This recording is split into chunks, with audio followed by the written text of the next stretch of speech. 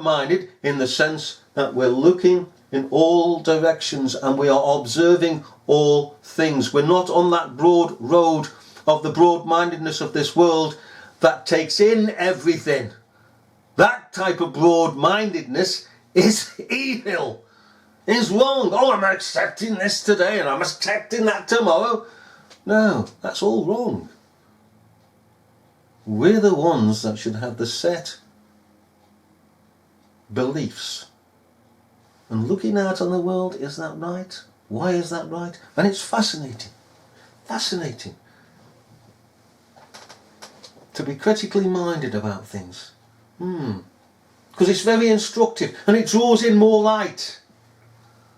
Right? We can't go into perdition because Christ would have to go into perdition. Because we're in Christ. Any person in Christ goes into perdition, the whole lot falls. We can't. We cannot go into perdition. And here is the mind which hath wisdom. Verse 9. The 7 heads are 7 mountains. Okay? So, we come to the interpretation of the 7 heads. We've gone from the 10 heads and all the rest of it, 10 horns from the other beast. We're now concentrating, the scriptures are concentrating on now the secondary thing, the heads, in reference to where this beast sits. These heads are to where the beast sits. And here is the mind which hath wisdom. Not all minds have wisdom. Not all minds can see 666. Let him have that hath understanding count the number of the name of the beast. Right? Which is the number of popery. The Trinity of man. 6 being man, Trinity of man. And who sits as the Trinity of man but the Pope? He says he's God the Father, Papa, Holy Papa, the mediator Jesus Christ, and the Holy Spirit, ex cathedra, speaks perfect. And indeed, let me say this, when he stands on that pegging balcony and he speaks, his words are the words of God according to the people below. You don't even need ex cathedra. Everybody below in St. Peter's Square, and whoever is watching upon this TV thing, listening to him, or on the radio, listening to him, they're accepting his words as the words of God, to be obeyed. There are a few dissenters, and only a few, but the mass are with the man. The man is speaking as God to them. And here is the mind which hath wisdom. The 7 heads are 7 mountains. Oh! 7 mountains on which the woman sitteth. The 7 mountains upon which the woman sitteth.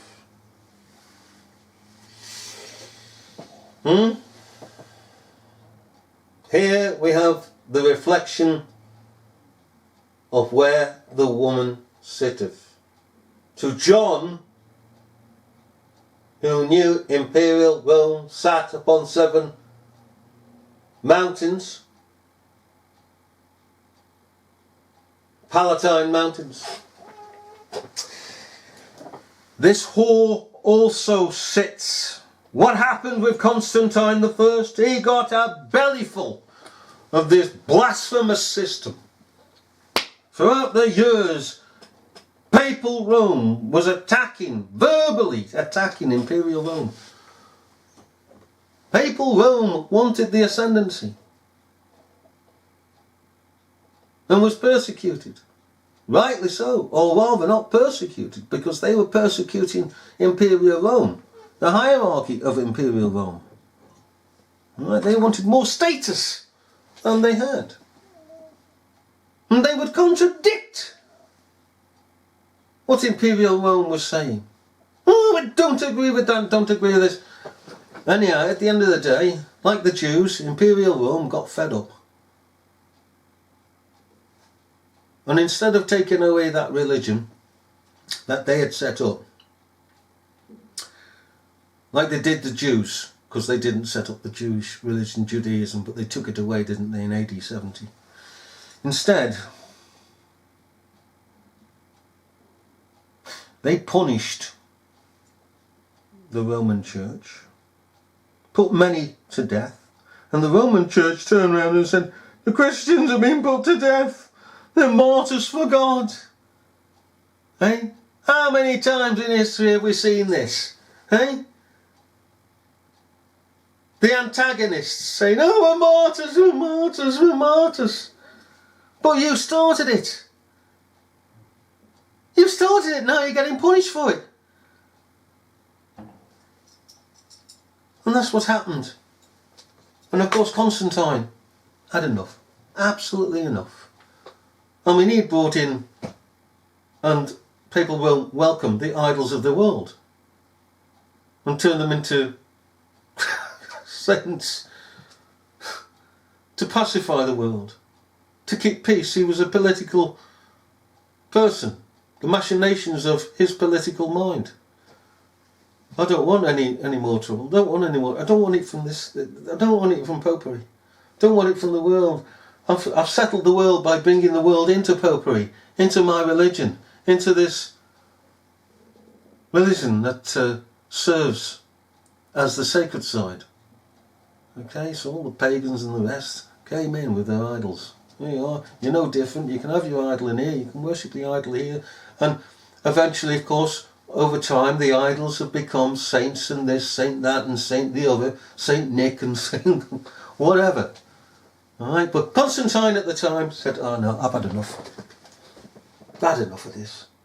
So he moves his office from Rome to Turkey.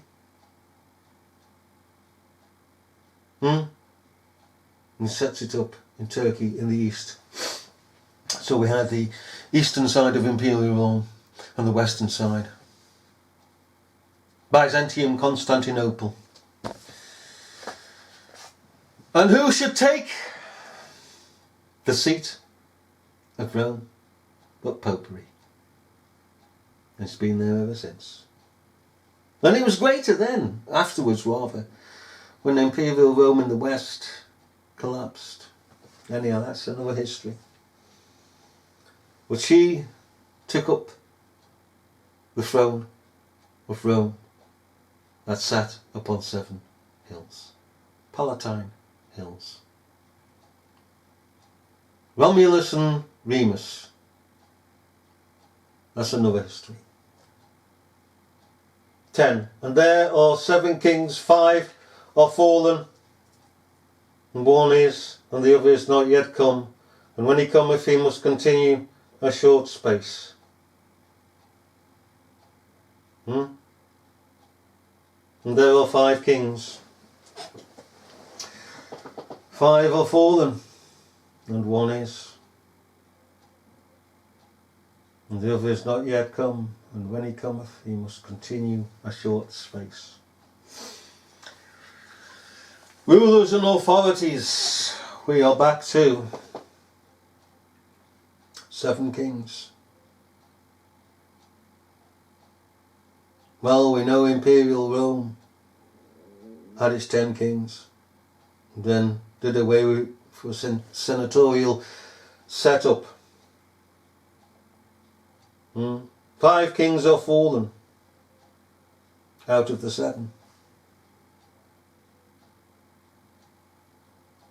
So, what kings are these? The Caesars? The Caesars? You see, when Imperial Rome went over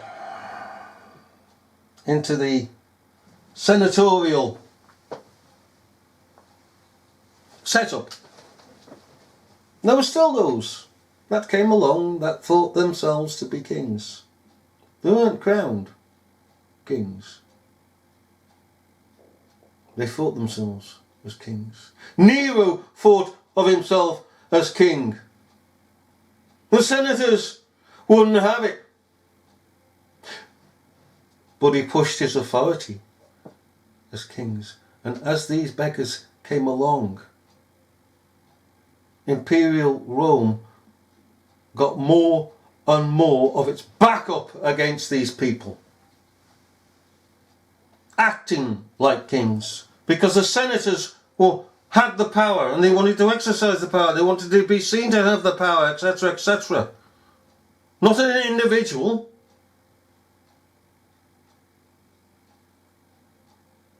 They didn't go back to the 10 kings. Well, they didn't go back to anything. But it was just the individuals. There was 5 individuals, 7 individuals rather, that came along. Whether or not one after another is debatable. But they acted as absolute rulers. Even as the kings did. They were absolute rulers. They were God. Aye, in the first place, those first kings were gods. What they said went. And of course, when they started losing battles, the king's got to get rid of them. People had to get rid. The hierarchy had to get rid, rather, of these people. And they did so.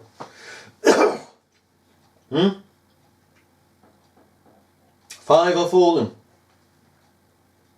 Aye, 5 indeed. One is, and the other is not yet. And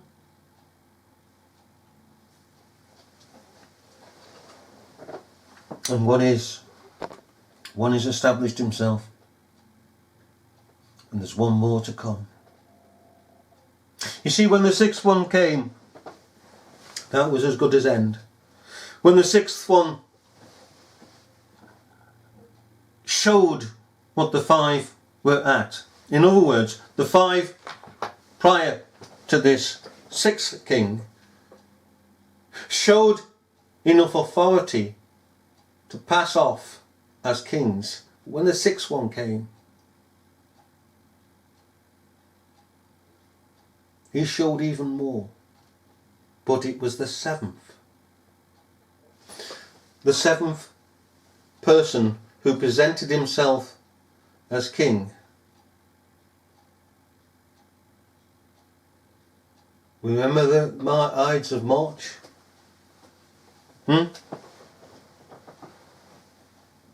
How Augustus would be crowned with a laurel crown and declare to the people, I am king.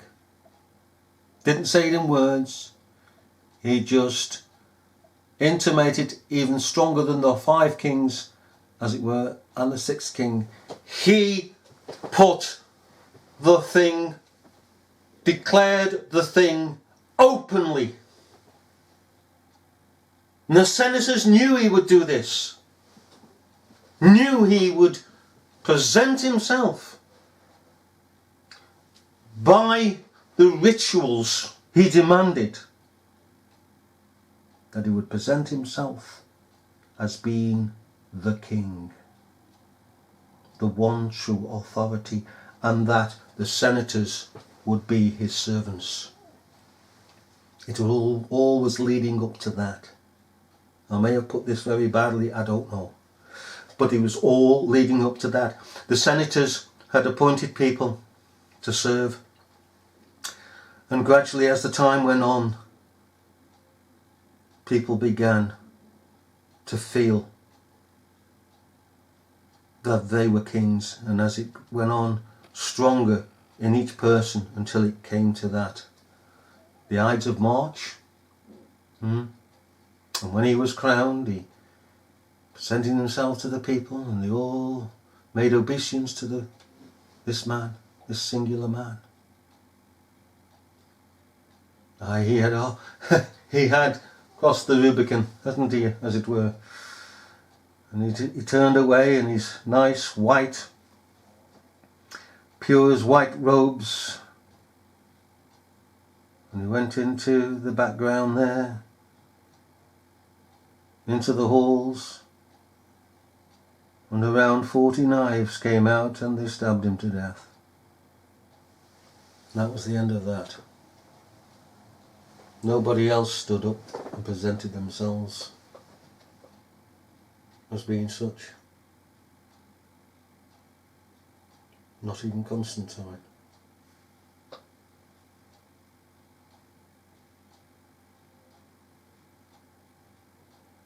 And the beast that was, and is not even, he is the eighth, and is of the seven, and goeth into perdition.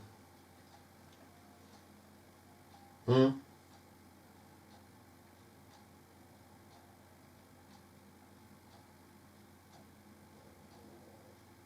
eighth, the perfect number. And the beast that was, and is not, even he is the eighth, and of the seventh, and goeth into perdition. The whole thing just goes into perdition. The whole system, imperial Rome, goes into perdition. Collapses. Utterly collapses.